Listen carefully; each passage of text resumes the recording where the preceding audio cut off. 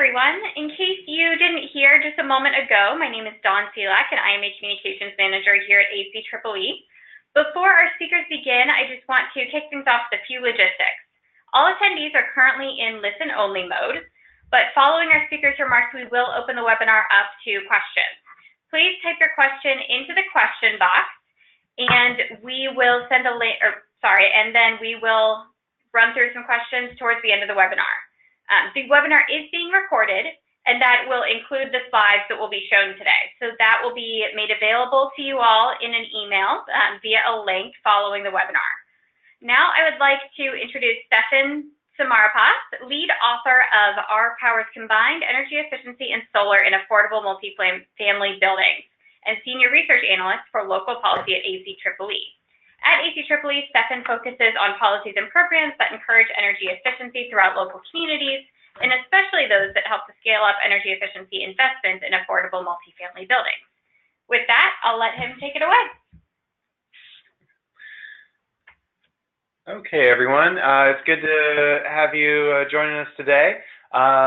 So just really quickly, I'll introduce, for those of you who aren't familiar with our organization, and then I'll talk about myself really quickly, and then kind of what's on tap for the next few minutes or so. So if you're not familiar with American Council for an Energy Efficient Economy, we're a nonprofit organization. We look at energy efficiency from a multitude of different angles, technologies, policies, programs. In particular, I'll tell you, for me, I am part of our local policy team here. So I do a good bit of research, also some technical assistance with local level policies and programs that touch on energy efficiency. And, also I have a special focus on multifamily energy efficiency, and particularly affordable multifamily energy efficiency, which is where this particular report comes into play.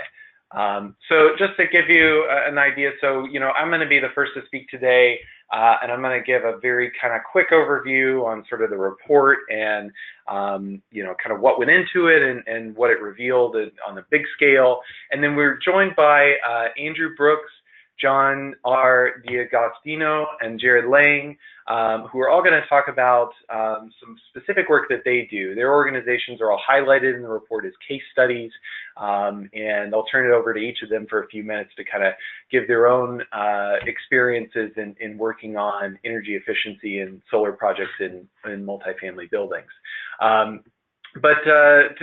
First off, before I kind of move into the findings from this report, I did want to mention just a couple quick things about the methodology that we used. Most of our approach for this report was focused on individual case studies. There's not really a particularly a robust database of projects in affordable multifamily buildings that involve both efficiency and solar.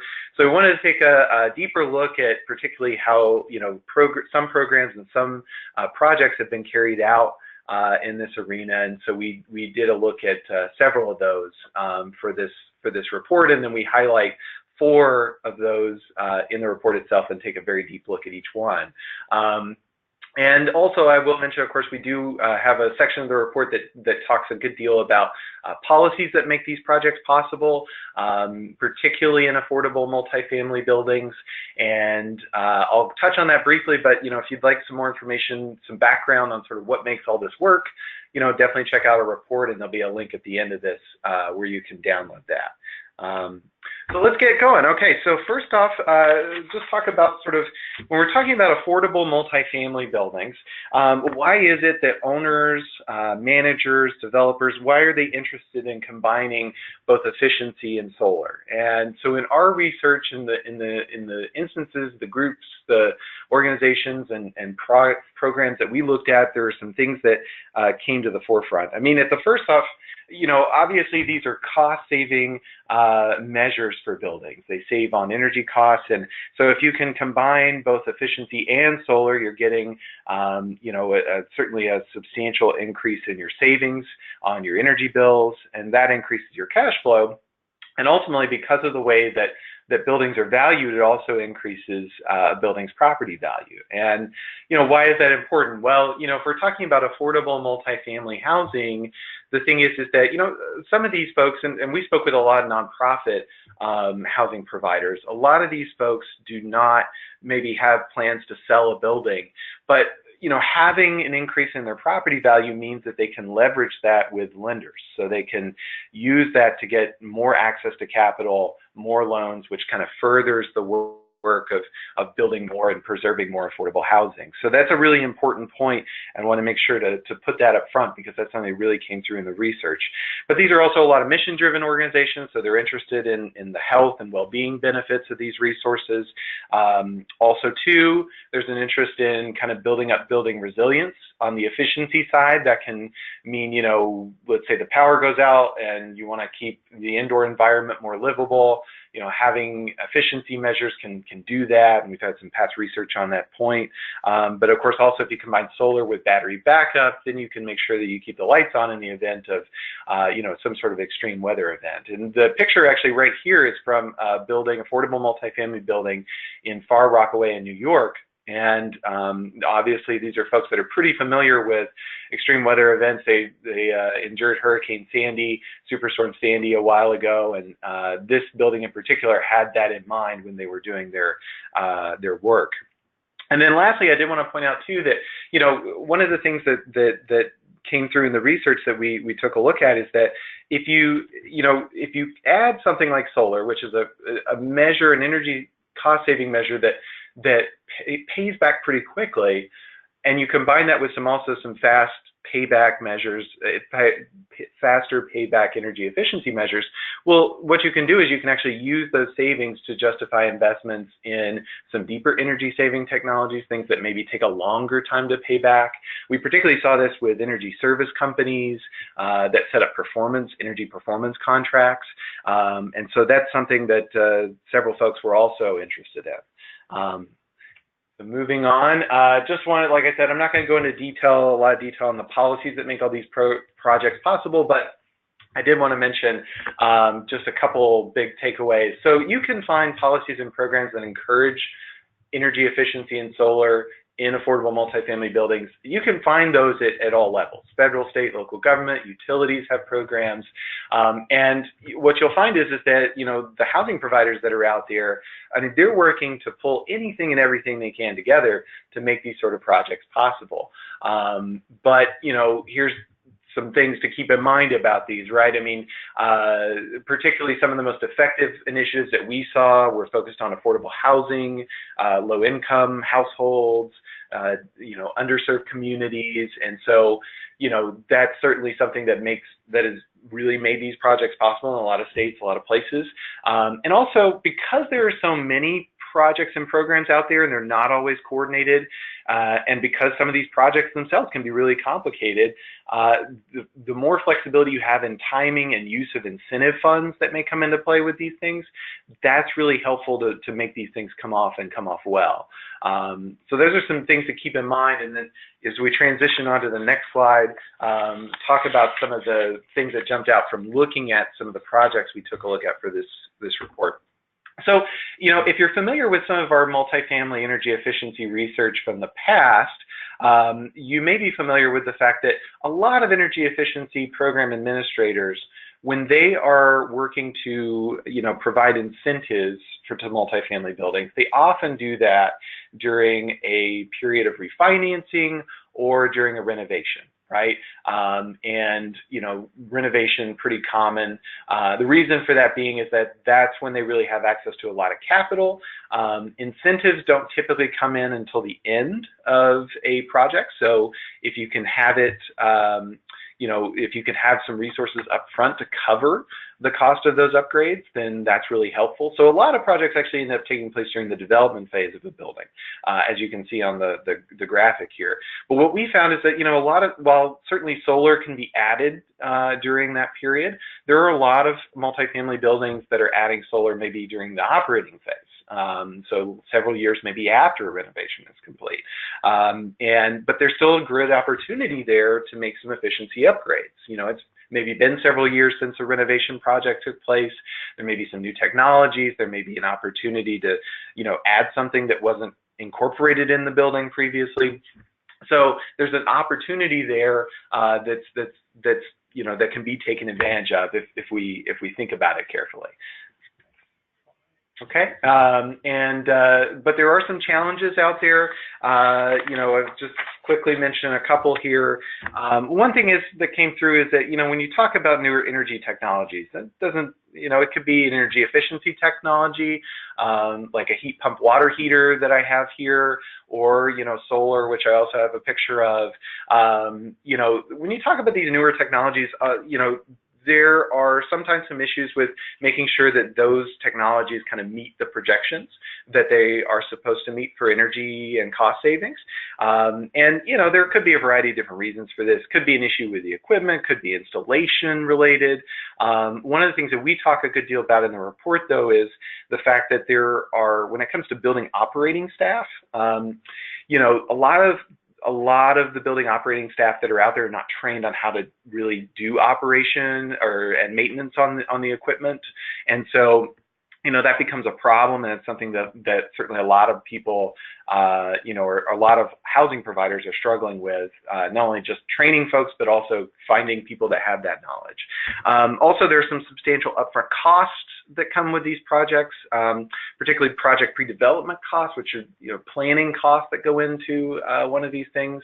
Also, a lot of health and safety repairs on some of those older affordable multifamily buildings. These are things that these are costs that have to be incurred to make these projects possible. But here's the thing: is that they are, they're not really accompanied. They don't accompany energy savings, and so providing incentives for those things can be difficult. A lot of times, housing providers are having to cover those costs for them on their end, and if you can't get past those initial costs, these are required things you have to do to make one of these things possible. If you can't get past that, then it's going to become a real issue to make the project happen at all. And then lastly, a lot of housing providers do still struggle with making investments, energy cost-saving investments that will benefit their renters. This is mainly because this goes back to the classic split incentive challenge that's been out there and folks have encountered for years, which is essentially that if you're going to take out, let's say, a loan or something to upgrade a building, you want to be able to pay that loan back. And if you're taking out something if you're making an investment that only benefits or mainly benefits renters' energy use, then the owner that's responsible for that investment may not really see any return on that. And so some folks are still struggling with kind of how to make the finances pencil out to make those sort of things work. But here's the thing: is that we took a look at sort of the challenges, the opportunities out there. We came away with some recommendations, and so I'm going to finish off my portion of the presentation just mentioning some of this. There are recommendations. We laid out several recommendations for program administrators. Those could be solar energy efficiency program administrators, excuse me, and then also policymakers. So first off, for all the benefits, for all the reasons that I mentioned earlier about the benefits of combining these resources, one of our recommendations is to require that efficiency, accompany solar in these sorts of buildings. And, when you're delving out incentives for these things, like I said, it can get complicated with so many programs and policies out there. So, having a one-stop shop for applicants when they apply for all these different incentives, helping to kind of coordinate and guide them through the process of getting what they need to make these things work, that's something that a lot of people could benefit from. And it takes them currently a lot of time and a lot of resources to try and track down where those incentives are. And sometimes they don't line up in terms of timing. Again, mentioned this on the previous slide, but providing support funding for health and safety upgrades, health and safety repairs, and then also project pre-development work. 1.2 that came through is that it's really important that the folks who are working on these projects, efficiency contractors, solar installers, energy auditors, that they're having an open line of communication, right? They're talking with one another. For example, if an auditor is taking a look at a building and thinking about a project, it's good to know, and it's good for everyone else to know too, if you're adding efficiency measures in a building, how that's going to affect the energy use of that building, because if it reduces it substantially, then you might be able to consider maybe a smaller PV system, which might make the finances pencil out, because again, affordable multifamily housing providers are pretty strapped for a lot of resources, and anything that can make these things work is it can be beneficial. Also, just a couple other things for program administrators. Again, performance of technology can be an issue, and you want to make sure that energy savings that are projected are realized. So we saw programs, requiring energy benchmarking services, to monitor where the energy use of a building is, how the equipment's working.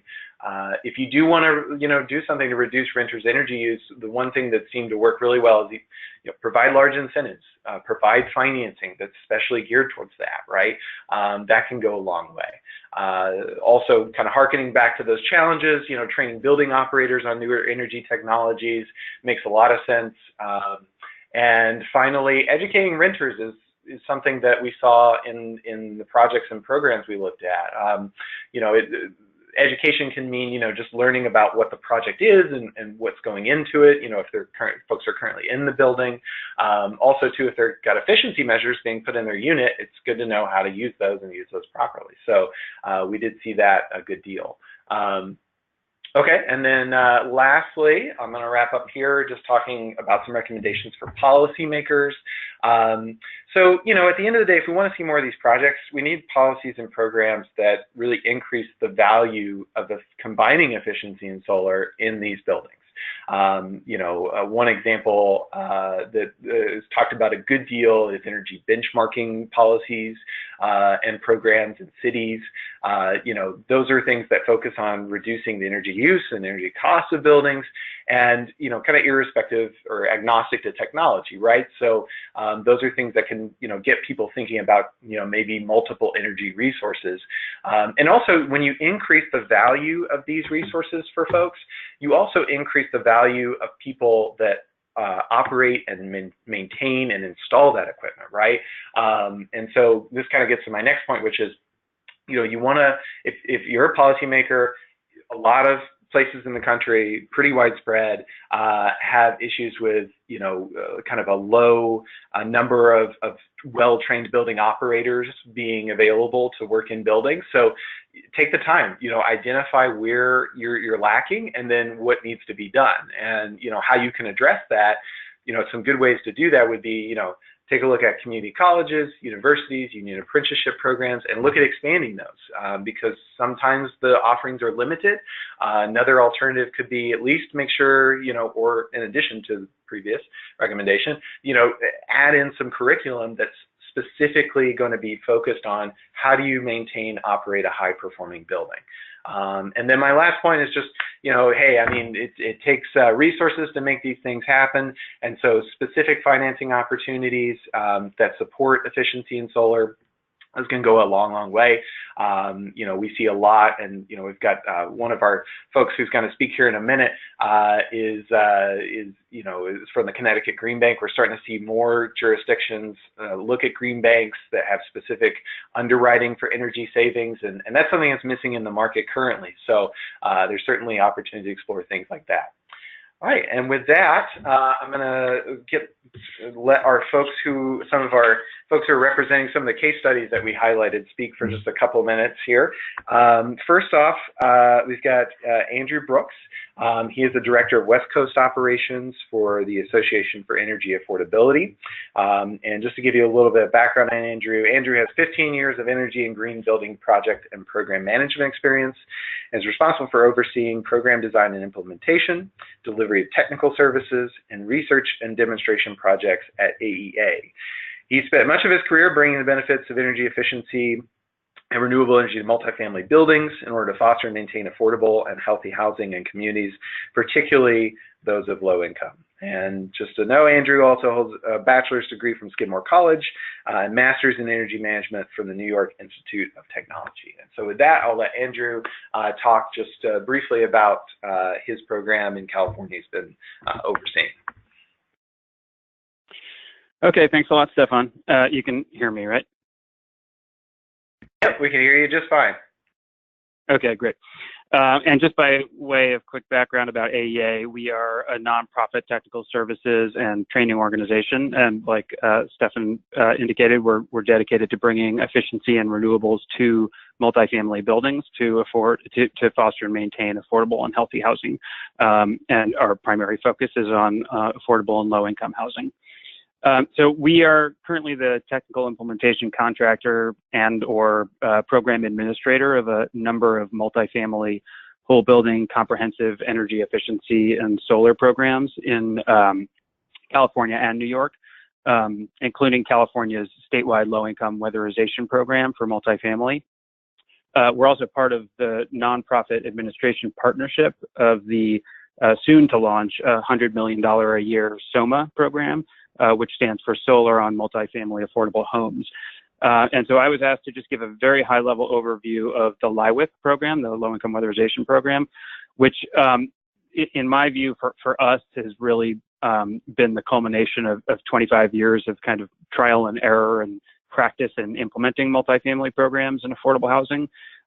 And really, like no other program that I've worked on, at least, the LIWIP program has allowed us to address many of the kind of longstanding and unique barriers that working in affordable multifamily properties presents. And 2 minutes really isn't enough time to go into detail about how the program does that, but at a very high level, the LIWIP program is a greenhouse gas reduction program, and it's administered by California's Department of Community Services and Development and is funded through the state's cap and trade auction system. And the funding source is important because the fact that it's not funded through more traditional utility surcharges or system benefits charges means that it is not as constrained by some of the more restrictive and at times somewhat arcane regulatory hurdles that have at times stymied some program design innovation. And the simplest example of that is really just the fact that in California, for example, solar and energy efficiency have always been very siloed and delivered and implemented separately. And LIWIP is the only program in the state to deliver both solar, and that's both PV and solar thermal, and efficiency under a single administrative and implementation structure with a single point of contact coordinating both the solar and the efficiency scopes. And that in and of itself is huge. It really simplifies things enormously for the property owners who are looking to access both resources. And it just dramatically deepens the impact that we can have on every property that we touch, that we get access to. Another quick example is that because it's a greenhouse gas reduction program and the goals of the program and the metric by which the program is being evaluated are metric tons of CO2 reduced as opposed to kilowatt hours or therms, we've been able to promote electrification measures. So we're quite regularly replacing 60 to 80% efficient gas heating and water heating technologies with 300+% efficient heat pump technology. And that's by virtue of the fact that we've tied the incentive levels to greenhouse gas reductions, which make gas savings measures very attractive. We've also structured the incentives in such a way as to very effectively promote tenant savings measures, both PV and EE. And as a result, have done a lot of tenant offset solar systems, and we do in-unit energy efficiency measures in every project. And the program is structured so that it works very well with other funding sources, including other programs that we administer in California, which has been tremendously helpful because obviously the more resources you can bring at a single pass at a building, the more comprehensive a scope you can deliver and the more seamlessly properties can get through like a more comprehensive retrofit.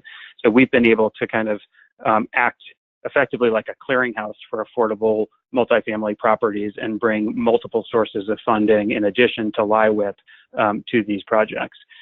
So at a very high level in terms of statistics, the average energy savings per project within the portfolio of the program is 44%, which is quite deep. And we've done roughly 45 projects to date with another 20 or more in construction now. And we anticipate by the end of this round of the program, we'll have achieved projected utility bill savings of $61 million. and have served over 6,700 households. And there are more stats available both on the program website and in the ACEEE report. But that's obviously a very high-level overview, but I'll be on for the duration of the call and during the Q&A session. So if anybody has any more questions about that or the SOMA program or any others, I'm certainly available to answer. So I'll turn it back over to you, Stefen. Okay, great. All right, thanks, Andy. So we'll go on to, we'll come back, of course, for questions here in a minute. So we're also joined today by John D'Agostino. He is the Associate Director of Multifamily Programs at Connecticut Green Bank and manages the program's financing products, project portfolio, and daily operations. Earlier in his career, John worked in state environmental policy and planning, also clean tech venture capital and public sector consulting. John holds a joint MBA MEM with a concentration in energy and resource development finance from Yale, an MS in planning from the University of Vermont, and a BS in resource management from Rutgers State University of New Jersey. All right, and so with that, John, I'll let you talk a little bit about your work with Connecticut Green Bank. Great, thanks, Stefen. So yeah, very quickly, I'm just going to speak about one project that we managed to shepherd through that took about 4 years to completion. The project's name is Plaza on the Green. It's in Waterbury, Connecticut. And this is a project that the Green Bank worked in close coordination with both the property owner as well as the local utility, Eversource, as well as the state Connecticut Housing Finance Authority to try to develop a capital stack that was like, threading a needle due to some of the restrictions on the debt on the property, but also the energy savings need. So this was a electrically heated, water heated property that was looking to do a conversion to gas heating and gas heated forced hot water. A couple solutions were brought to bear. Those didn't pan out for various reasons. So the solution that eventually we settled on after about 3 to 4 years of kind of trying to figure this out was a combination of first making sure that the utility incentive was the first money into the deal, which was about $100,000. And then it was a combination of our low-income multifamily energy loan, which is a loan that's provided by Capital for Change, a local CDFI lender that has a loan loss reserve that the Green Bank provides to support that product. And a combination of program-related investment from the MacArthur Foundation, which is administered by the Housing Development Fund. And so, the total capital stack net of the utility incentive was about $2.9 million. $350,000 of that was health and safety for masonry repairs on the exterior of the property that the owner picked up the bill. And then the remaining $2.6 million was financed based on the energy savings on the project. So I think about 27% of the operating costs of the property was in its utility bills. And I think we were able to have that with the solution by about 44%. So there were just tremendous energy savings potential that were able to be generated by converting this property from electric to gas. So that capital stack finally came together in the fall of last year. I think it was about $1.7 million that Capital for Change provided using their Lime loan, and then about $850,000 of the MacArthur money for a blended interest rate that allowed the savings from the energy savings on the project to exceed the debt service for the financing. So that project came together. It's currently in construction. So we're hoping in a few more months that will be completed, and it'll be a really nice demonstration project of institutions and entities in the state coming together, leveraging their resources, pooling their resources together to find a integrated solution. Generally speaking, because it was touched on earlier, the Green Bank we kind of operate as a Swiss Army knife trying to provide solutions to the market that the market isn't already providing. And so we do have loan options on the pre-development side for folks who are trying to finance, the design, or maybe it's even an audit of their property to figure out what they want to do with regards to energy. And then in addition to the unsecured Lime loan, we also have secured lending in CPACE, and we have a power purchase agreement for solar. In this specific case, we have also evaluated solar for Plaza on the Green, but it was deemed infeasible, or at least it would have detracted from the energy savings, just because it would be a complex installation on a limited space on the roof, and it wouldn't have been a real high return on investment. So it's certainly something that we're pursuing on a number of other projects, but in this case, it wasn't a great fit. So we're always trying to work with existing capital stacks to provide scalable solutions to the market. So this was a real win that took a while to get across the finish line, but we know that there's more projects out there like this that we're trying to also bring to the finish line. All right, great. Okay, thanks, John. And then our last speaker, very quickly here, we've got Jared Lang from the National Housing Trust, Assistant Vice President of Sustainability. Just to give you an idea of who Jared is, he's responsible for integrating sustainability and renewable energy into affordable housing projects. More specifically, he manages the energy and water components of housing development projects, finances large-scale solar installations, and it secures public and foundation incentives for innovative energy projects. Prior to his work at NHT, he was the program manager for the National Association of Counties Sustainability Programs, where he provided consulting to local officials on strategies for integrating sustainability into their building portfolios, and was also a sustainability consultant with Davis Landon, assisting developers in navigating the green building process. He has a bachelor's degree from the University of California, Santa Barbara, and a master's in city and regional planning from the University of Pennsylvania. He also has a certificate in real estate development from the Wharton School. So with that, I'll let Jared talk about what he's been up to. Hey, this is Jared. Can you hear me? Yep, I can hear you just fine. Great. Thanks for the long intro. I thought you were just going to stop at the first paragraph, but I feel like you rolled out the red carpet for me. So I'm Jared Lang with National Housing Trust. I'm going to be very brief. We're probably best known as a policy organization that advocates for affordable housing at the federal and the state levels, but we also have a development group. We own and operate and preserve existing affordable housing properties. We own about 40 properties, and we have about 30 of those 40 properties have green certifications. It's pretty much like a way of doing business around here to do efficiency. It's not a side gig. It's integrated into everything that we do. So I've been around NHT for about 7 years, and started out doing development projects, and then kind of expanded our work into some broader efficiency for our portfolio and supporting others. I think it's really important for people that are not in the affordable housing industry to understand how the affordable housing industry actually works. So, from my perspective, it's doing efficiency is less of a limited resource issue. It's always a upfront money to make upfront investment issue, but the housing owners are still looking to make good investments and to run their properties efficiently.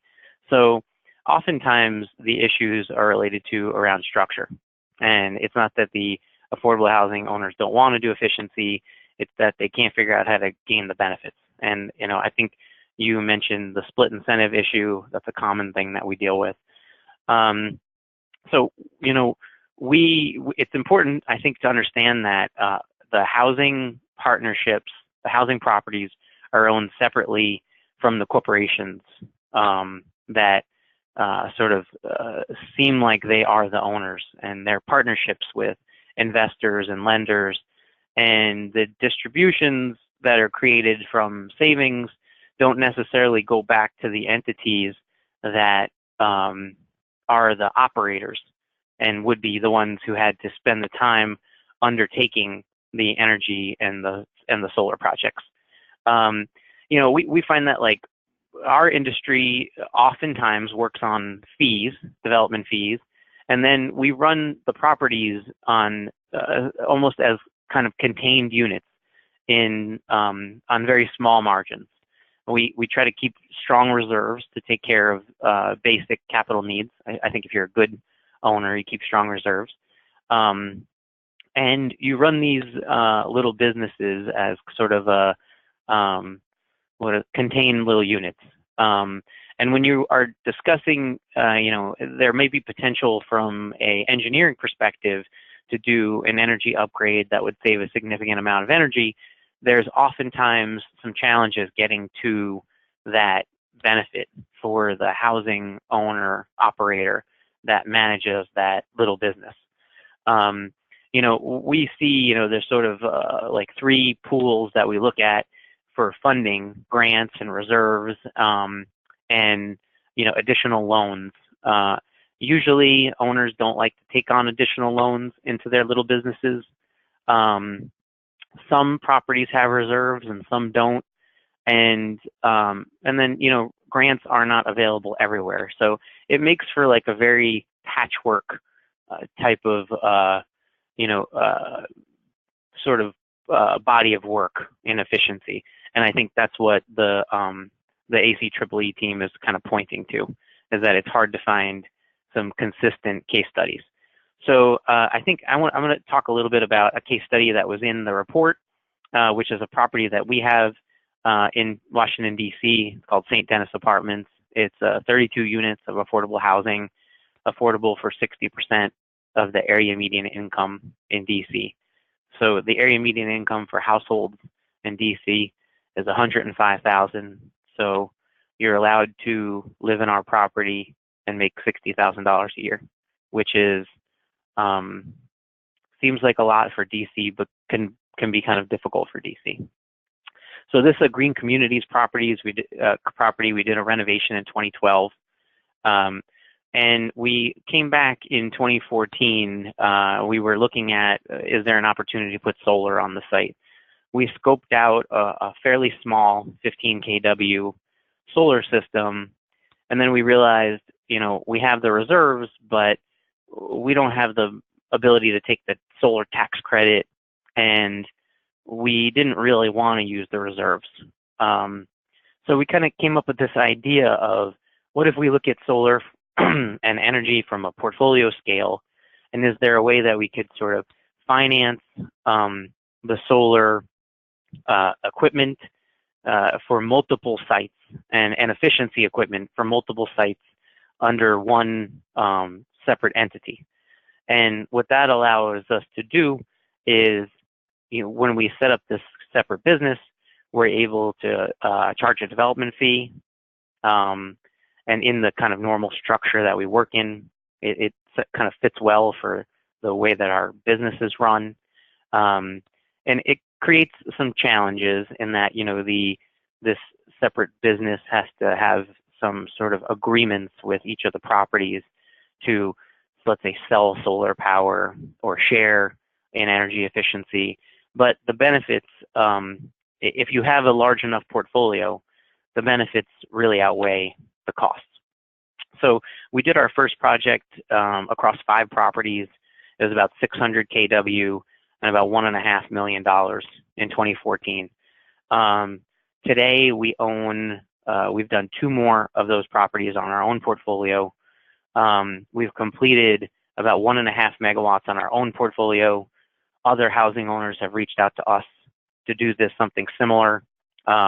We've done about 3 megawatts so far with other housing owners, just supporting them, teaching them how to do this for themselves.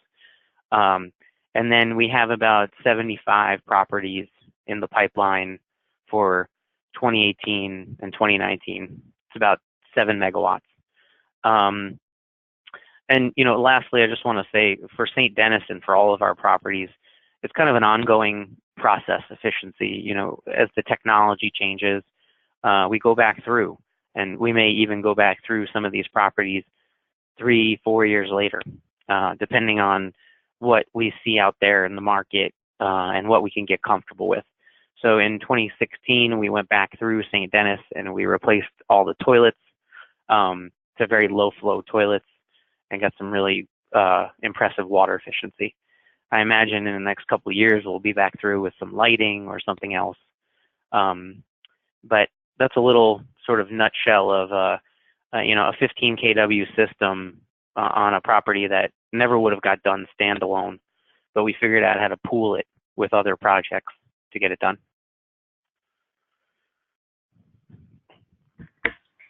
Thank you so much, Jared. We are now going to take a few questions from the audience. So if you have a question and you have not already done so, please type your question into the chat box. Also, in the meantime, we would like to give you all a heads up. The webinar is being recorded, so you will be able to access the recording that will have both the audio and the visuals, including the slides, on ACEEE's YouTube page within the next day or so, in case you want to refer back to anything. And with that, I will go ahead and read off the first question, which is, would the building's rooftop always provide enough area for solar hardware? Yeah, so we'll just set it up, and then, you know, maybe folks, our other panelists can chime in. But I mean, yeah, so as John pointed out, you know, this is something we highlight in the report, is that the plaza on the Green property that Connecticut Green Bank worked on, initially plans were to take a look at some rooftop PV for that project, but because of the fact that this is a particularly tall building, which takes a lot of, you know, it takes a lot to get the equipment up, and then also the roof space is not, there's just not a lot of roof space there. You know, in that case, the PV was ultimately dropped. And that's one of the things that we get into a little bit in the report, is that, you know, obviously, when you think about combining these resources, you have to take in those trade-offs into consideration. One way to kind of, you know, deal with that, I think, is particularly what Jared was just talking about, which is, you know, when you take a portfolio approach and think about multiple properties, you know, I think that helps, you know, kind of make those things pencil out a little bit better. But I don't know, John, Jared, would you guys like to add anything for that question?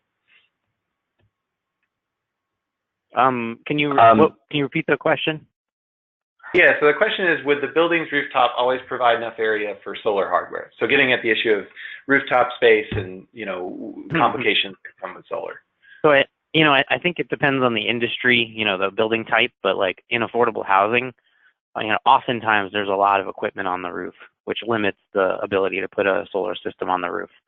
So, you know, we probably find if we screen 100 properties that maybe 50 of them are worthwhile for a system.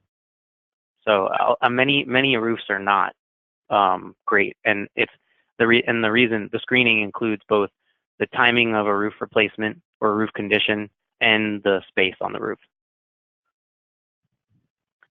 And this is Andy, and I would just add to that, yeah, the short answer is no, not every roof is solar amenable, but I will say that for a lot of the projects that we've done under LIWIP, even where there is available roof space, there may not be available roof space to offset as much as you'd like to. And so we've done a lot of systems that are both carport, take advantage of both carport systems and roof space. And it's really the ones in dense urban areas, high rises in dense urban areas where, you know, roof space is limited compared to the area of the building itself. The amount of solar you'd be able to install on most of those types of buildings is very limited. There's generally not an option for carports, although some high rises do have parking structures that allow for some additional solar on top of those. But those are the trickiest, and in addition to there being very little room to begin with, as the previous speaker mentioned, a lot of that space is already taken up with other equipment.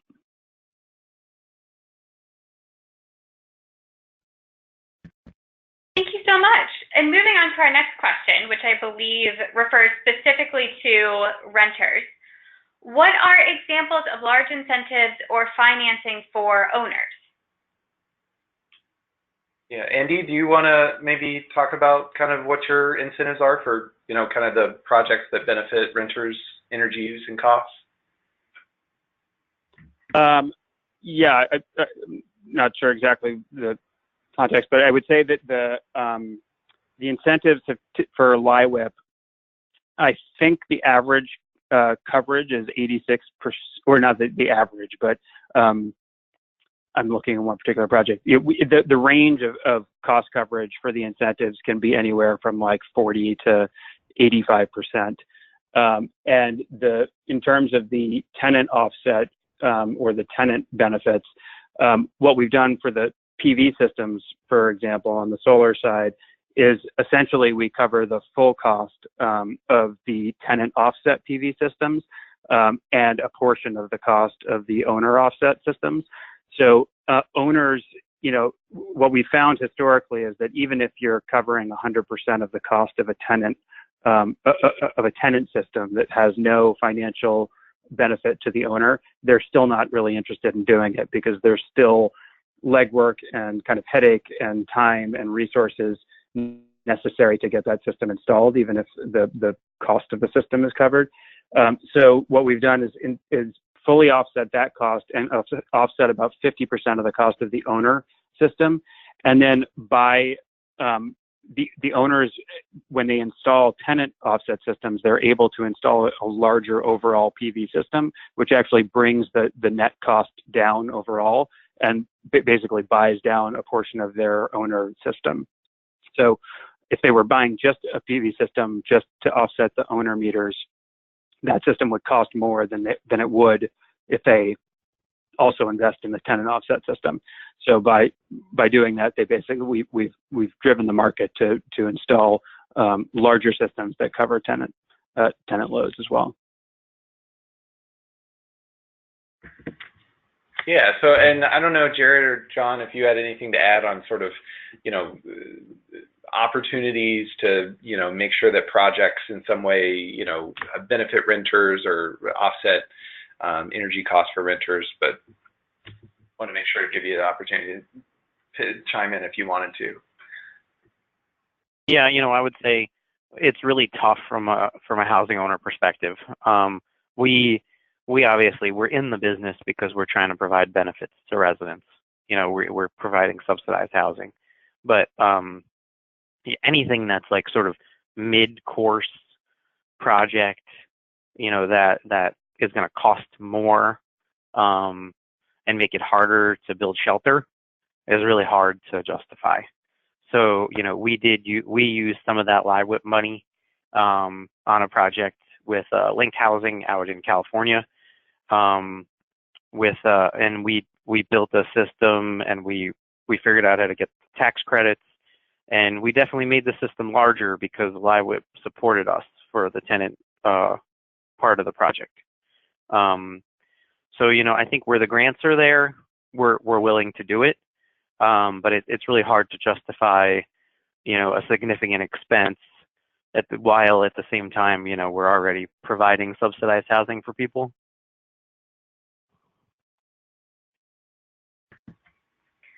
Great, thank you so much. And our next question is, if a roof is in need of replacement, would solar panels be cost competitive? Yeah, so this is something we kind of touch on, in the report. I think it probably obviously depends on the individual project, but there are certainly, it's something I know that folks in our interviews that we conducted were very adamant about, is that, if, you don't want to miss a roof replacement, right? If that's what needs to happen, if you're going to then install solar panels and then your roof's going to need to be upgraded, changed out in 5 years anyway. But I don't know if any of the panelists want to, if you guys have any individual kind of experiences with working on projects that needed roof replaced or not. So this is John, and I'll just take a quick cut at this. Generally speaking, that's part of the conversation that we have with folks when they are looking to do solar. If you have to replace your roof in the next few years, or the cost of redoing the roof is going to mitigate the potential savings from the solar, then maybe it's not a good fit, or at least a good time. Ideally, the roof is either at the end of its useful life and you kind of need to replace it anyway, or it's newly installed and it's going to be in good shape for the next 20, 30 years. One of the things that I will mention is that using our Lime financing, we have had projects that come in that the energy savings are sufficient such that the project can be underwritten, and including in those ancillary costs are a roof replacement. So we've had some projects that have used Lime financing to do a roof replacement in addition to its other renewable or efficiency work, and it still meets the underwriting criteria for the project because that roof replacement is associated with the energy efficiency upgrade. So it's certainly something that's on our radar. So yeah.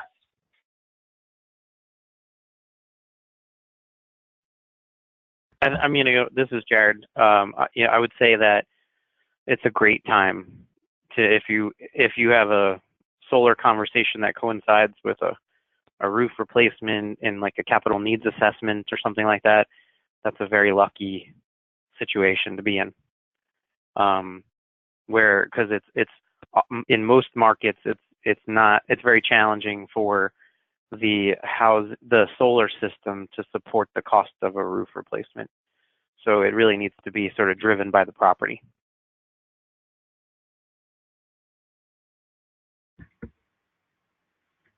All right, thank you both so much. And thank you to all of our attendees and panelists for joining today's webinar. Within the next day, we will send around a link to the recording of today's event where you will be able to hear the audio and also see the slides. You will be able to find it as well on ACEEE's YouTube page. Dan York, co-author of Our Powers Combined and Utility State and Local Policy Program Fellow for ACEEE, will also be talking about the report at ACEEE's 2018 Energy Efficiency Finance Forum. That is happening next week. If you want to find more information on the conference, please feel free to go to aceeeee.org/conferences/2018/EEFF. And you can see up on the screen as well a list of all of our upcoming conferences, including Finance Forum. With that, have a wonderful afternoon, everyone, and thank you again for joining. Thank you. Thank you.